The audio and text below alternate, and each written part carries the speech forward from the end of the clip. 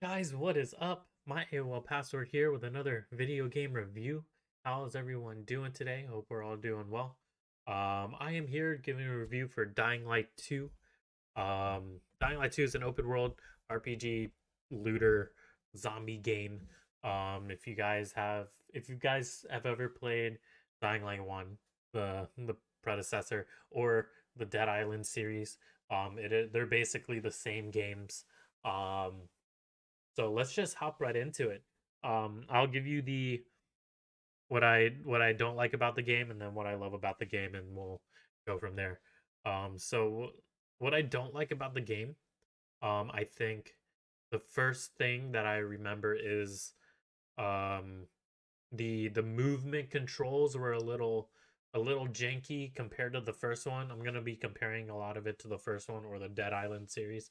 Um, it was way clunkier than the first game. I think it was I thought the first game was a lot smoother in terms of movement. Though I know the parkour stunt itself was a lot better. I did uh but just general movement and like grabbing onto ledges and vaulting or sliding I think was um a lot worse compared to the first one. Um I think the second big thing I noticed was that the story wasn't as impactful um as I hoped it'd be. I felt like my expectations were a little high in terms of story content. Um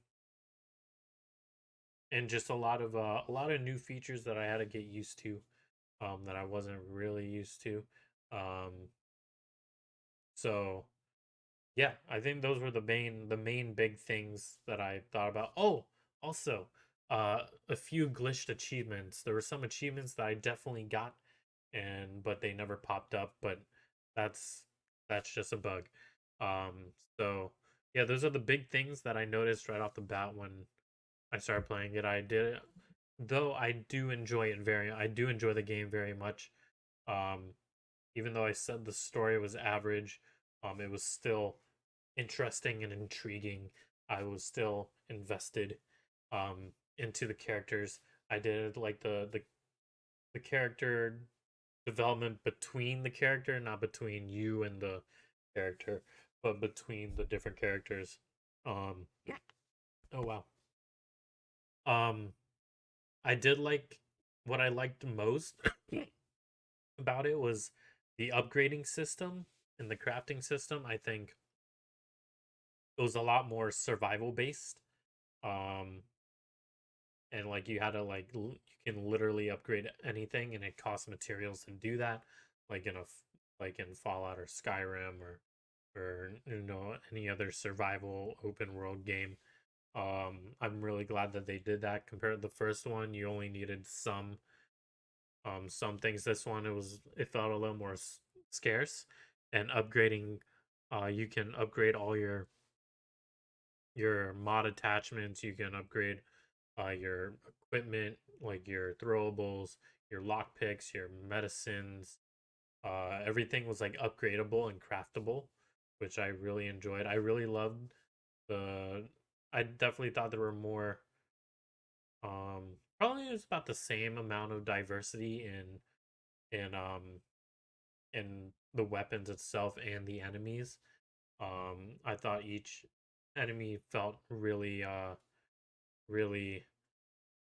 different from each other outside of like the basic classes, which reminds me something that I really didn't like were like the fast volatile night hunter things you find in like the GRE